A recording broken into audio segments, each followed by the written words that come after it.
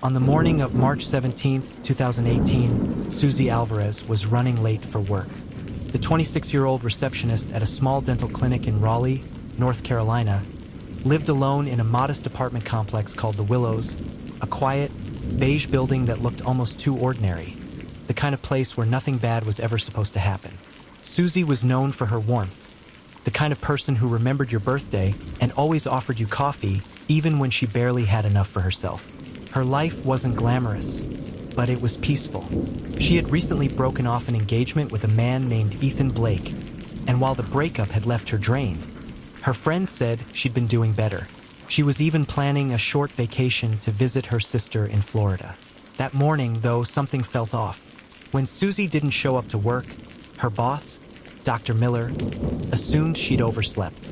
But when the day passed without a call, text, or even a social media update, concerns set in. By the next morning, her best friend Renee drove over to check on her. The door to apartment 23 was locked from the inside. At first glance, everything seemed normal, the bed neatly made, a mug of coffee half finished on the counter, her phone charging by the couch. But there was one thing that didn't fit. A single muddy footprint near the back door that led to the fire escape. Renee called the police, and by nightfall, Susy Alvarez was officially missing. Detective Mark Jensen had seen his share of missing persons cases, but something about Susy's disappearance bothered him. There were no signs of struggle, no signs of forced entry, no theft. Whoever took her, if someone did, had known how to move quietly. Neighbors recalled hearing faint arguing around 11:30 p.m. 2 nights before she vanished. One woman said she heard a man's voice, low, tense, possibly crying. The first suspect was obvious: Ethan Blake, the ex-fiancé.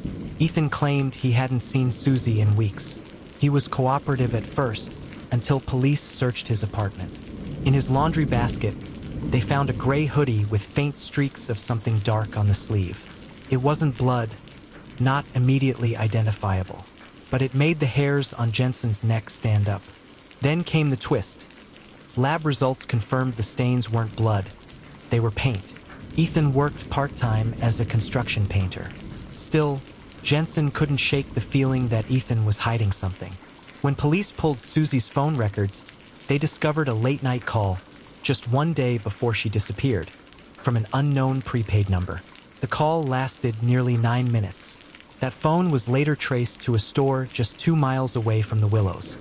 Security footage showed a hooded man buying it, but his face was never captured clearly. As investigators dug deeper, a chilling picture began to form. Susy had recently told Renee that someone had been watching her. She'd come home several times to find her mail tampered with, her balcony door slightly ajar.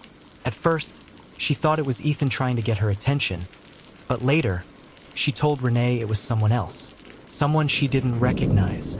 In her journal, police found entries describing a man with dark eyes who seemed to appear everywhere, at the grocery store, at the bus stop, even outside her apartment one night. She'd mentioned telling the apartment manager, but there was no report on file. Detective Jensen interviewed the building manager, a man named Larry Combs. Larry was a wiry, middle-aged man with kind eyes, or so everyone said. He'd lived on the property for over a decade and knew every tenant by name. Larry said he liked Susy. She was a sweetheart, he told police, and insisted he had no idea she was being followed. But Jensen noticed something odd during the interview.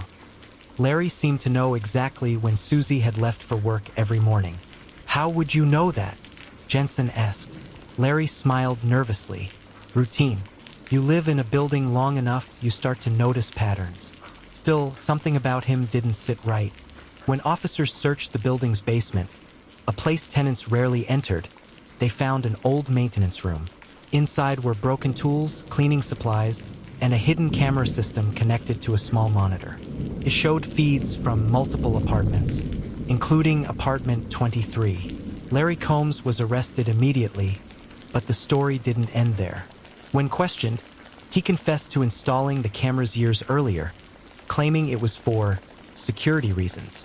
But the footage told a different story. On the night Susy disappeared, the camera feed for apartment 23 went dark at 12:06 a.m. just minutes after that mysterious call from the prepaid phone. Forensics discovered fingerprints on the back door's lock. Not Larry's, not Ethan's. They belonged to another tenant, Darren Klein, who lived one floor above. Darren was a quiet, reclusive man in his 30s. He had no criminal record, worked from home, and kept to himself. When police knocked on his door, he was calm. Too calm. He denied knowing Susy at all. But in his apartment, they found a set of Polaroid photos, tucked inside a shoebox under his bed.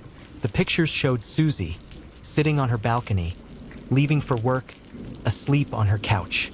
The final photo was different. It showed Susy inside a dimly lit room, eyes open, terrified. That room turned out to be the same basement storage area where the cameras were discovered.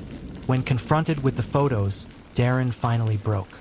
He claimed he hadn't meant to hurt her, that he'd just wanted to talk. He admitted he'd been watching her for months through the building's vent system and camera feeds. He'd fallen in love, he said, obsessively. On the night she disappeared, he'd gone down to the basement to wait for her to throw away her trash, something she did most nights before bed. When she came down, he approached her. She panicked.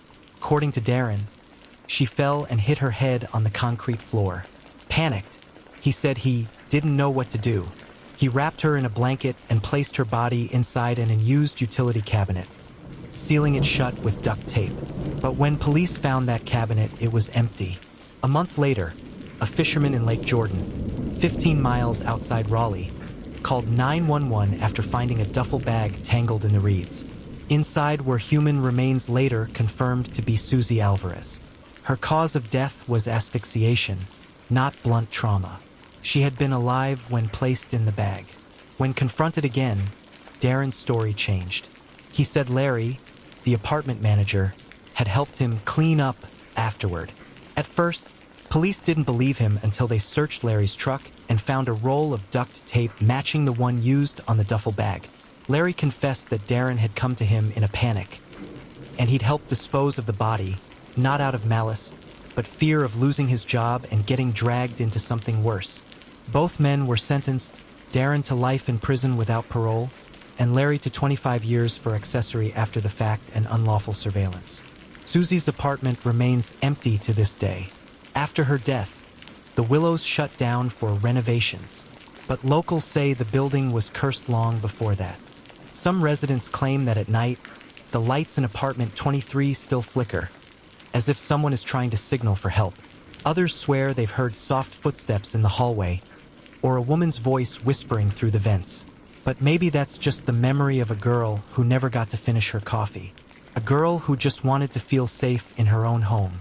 The girl in apartment 23.